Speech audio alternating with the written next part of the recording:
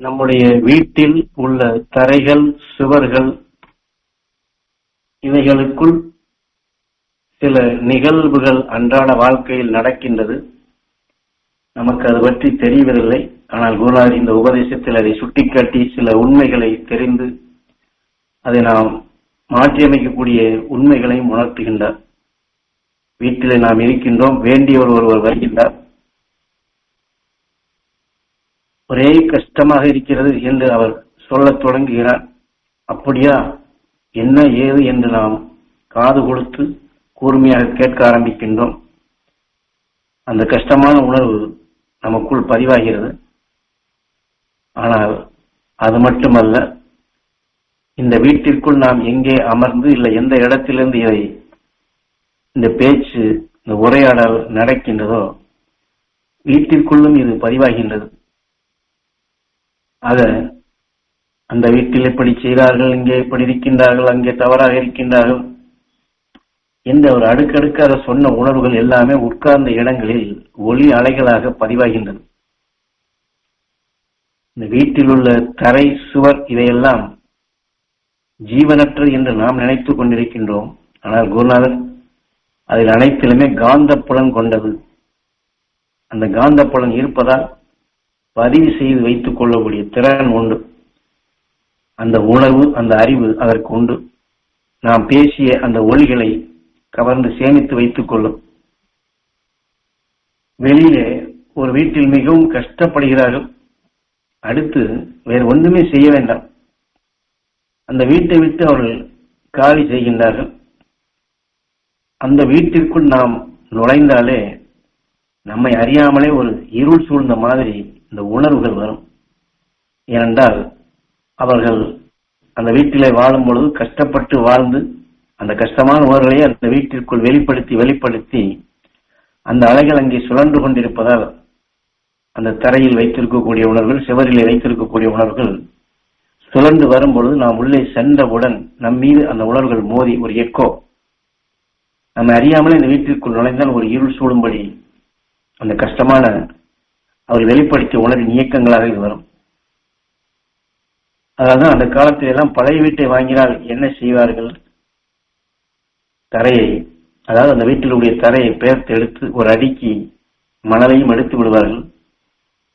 வேறு மணலை அதற்குள் போட்டு சில தானிய வகைகளையோ பருப்பு வகைகளையோ முளைக்க வைப்பார்கள். அது முளைக்க தொடங்கிய பின் அங்கே எந்தெந்த ஒளிகள் எல்லாம் பதிவானதோ அதையெல்லாம் அதை இழுத்து விடும். அதற்கப்புறம் அதை சுத்தம் செய்து அதை சரி செய்து அதன் வழிதான் இந்த பழைய வீடுகளை வாங்கி அவர்கள் குடி அமர்வார்கள். ஆனால் இப்பொழுது என்ன செய்கின்றோம், காலி செய்து விட்டால் உடனே வீட்டை சுத்தம் செய்கிறேன் என்று வெள்ளையோ அல்லது பெயிண்ட்களையோ பூசி குடி புகுந்து விடுகிறார்கள். ஆனால் இன்னொன்றும் இப்பொழுது வாஸ்து சாஸ்திரம் என்றும் சொல்லிக்கொண்டு வாசலை இப்படி மாற்று, இந்த ஜன்னலை இப்படி வை, இந்த கதவை இப்படி வை, இந்த சுவரை இடித்து விட்டு இப்படி மாற்றிவை என்றெல்லாம் இதுவும் இங்கே செயல்பட்டு கொண்டுள்ளது. ஆனால் இதன் உள்பொருள் என்ன, நாம் சுவாசிப்பது வாசு தேவன். நாம் மூக்கின் வழி கூடி புருவ மத்தியில் அந்த உயிரான ஈசன் அந்த தேவனிடம் படுகிறதான் வாசு. சுவாசித்த உணர்வுகள் அங்கே வாசு என்று காட்டி புருவ மத்தியிலே உயிரான ஈசனிடம் அந்த தேவனிடம் படுகிறது என்று வாசு தேவன் வாஸ்து என்று கொண்டு வந்து விட்டார்கள். இப்ப நன்றாக இருக்க வேண்டும், எல்லாம் சீராக இருக்க வேண்டும் என்று எண்ணினால் நாம் சுவாசித்த அந்த வாசுதேவன் நல்ல உணர்வாக நமக்குள் இயக்க சக்தியாக வருகின்றது, தீமை நீக்கக்கூடியதாக வருகின்றது. ஆக நாம் மூக்கு வழி சுவாசித்து உயிரிழப்பட்டு இயக்க சக்தியா மாறக்கூடிய இந்த வாசல் படியை நாம் சுத்தம் செய்யாதபடி, இந்த வாசல் வழி வரக்கூடிய உணர்வுகளை நல்ல எண்ணங்களாக கொண்டு வராதபடி, ஏற்கனவே கட்டிய வீட்டில் உள்ள வாசலை இடித்து இங்கேயும் அங்கேயும் மாற்றினால் அது எப்படி சரியாக வரும்? முதல்ல அந்த வீடை கட்டுகிறார்கள் என்றால் நன்றாக வசதியாக இருந்துதானே கட்டுகின்றார்கள்.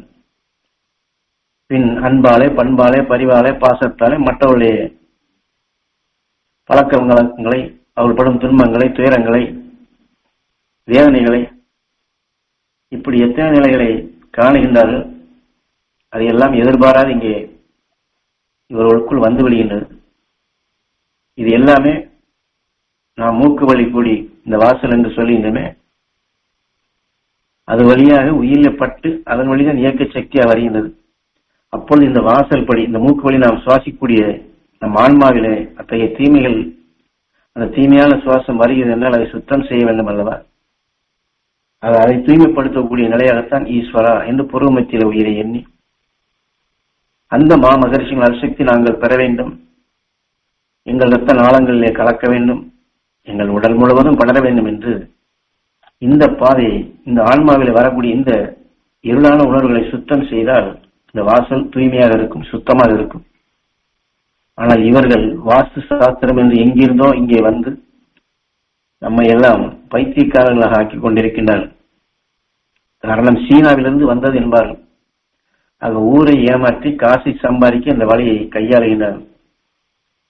வாஸ்துப்படி நீங்கள் இப்படி செய்தால்தான் நல்லது, உங்கள் வீட்டு வாசல் இப்படி வைத்தால்தான் சரியாக இருக்கும், இல்லை என்றால் இப்படி எல்லாம் வரும் என்று இந்த உணர்வுகளை நமக்குள் விதைத்து விடுவார்கள். அது மட்டுமல்ல, இந்த வாசலை திருப்பி வைத்துவிட்டு அடுத்து முக்கோண வடிவில் ஒரு பிரமிட் மாதிரி வைக்க வேண்டும் என்றும் அதையும் சொல்வார்கள். ஏனென்றால் இந்த பிரமிட் என்பதனுடைய தத்துவம் என்ன, அன்றைய காலங்களில் உடலை விட்டு பிரிந்த அந்த உயிர் சென்ற பின் அந்த உடல் கெட்டு போகாமல் இருப்பதற்காக பிரமிடை உருவாக்கினார்கள். அதுபோன்று உருவாக்கினால் வெயிலுடைய கதிர்கள் நேரடியாக தாக்காதபடி அது ஒதுக்கிவிட்டுவிடும். அப்பொழுது அந்த இடத்துல குளிர்ச்சியாகும். ஆக மருந்தை போட்டு உடல்களை பதனப்படுத்தி இந்த குளிர்ச்சியான நிலைகள் அது கொண்டு செல்லும் பொழுது அந்த உடல் அழுகாது, கருவாடு மாதிரி அப்படியே காய்ந்து போகும். இதற்காக வேண்டித்தான் பிரமிடை கட்டினார். ஆக செத்தவர்களுக்கு வைக்கக்கூடிய அந்த பிரமிடை இங்கே கொண்டு வைத்தால் நோய் வராது என்று சொல்லி நம்மளை முட்டாளாக்கி விடுகின்றனர். அவர்கள் படித்துவிட்டு சம்பாதிக்க இப்படி எத்தனை வழிகளை கையாளுகின்றனர். மக்களுக்கான நல்ல வழியை காட்டுகிறார்களா என்றால் இல்லை.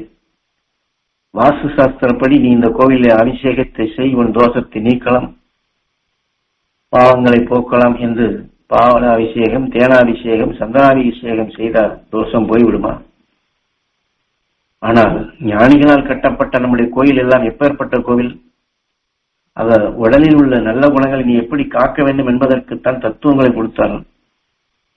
அந்த ஞானி காட்டிய அறுவழியில நாம் உயர்ந்த குணங்களை எடுத்து நம் உயிரிலே அதை படும்படி செய்து ஒவ்வொரு நாளும் ஒவ்வொரு நொடிப்பொழுதும் அந்த மகர்ஷிகள் ஞானிகள் அவர்கள் பெற்ற உணர்வுகளை உயிரான ஈசனுக்கு அதை நாம் அபிஷேகம் செய்ய வேண்டும்.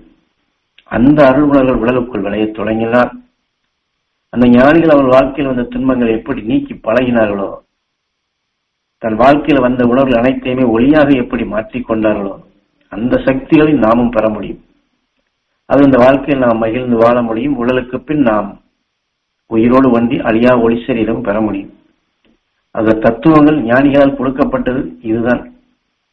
ஆனால் இதெல்லாம் காலத்தால் படித்த வர்க்கங்கள் தங்கள் கையில் இதை எடுக்கப்படும் பொழுது அவள் கற்றிருந்த நிலைகள் இதை இணைத்து இதை இப்படி கொண்டு இப்படி செய்தால் இப்படி வரும் என்று தன் பிழைப்புக்காக இதை ஒரு செயலாக செயல்படுத்தி கொண்டுள்ளார்கள்.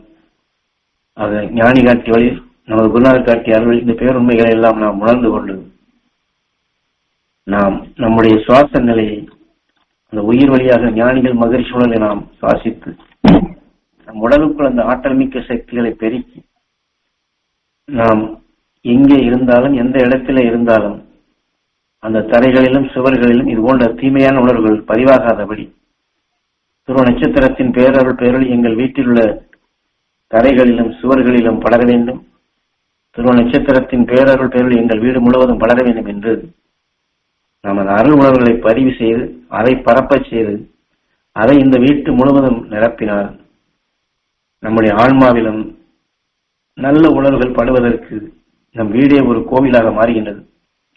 ஆக ஞானி காட்டி வழியில் நாம் இப்படித்தான் வழி நடக்க வேண்டும். நாம் எங்கு சென்றாலும் இது போன்ற நிலைகளை செயல்படுத்திக் கொண்டால் நமக்குள் வரக்கூடிய ஆன்மாவில் வரக்கூடிய தீமைகளை கூடுமான வரை நாம் தடுக்கக்கூடிய செயலாக இது அமையும் என்று குரு இந்த உபதேசத்திலே நமக்கு தெளிவாக வழிகாட்டுகின்றார்கள்.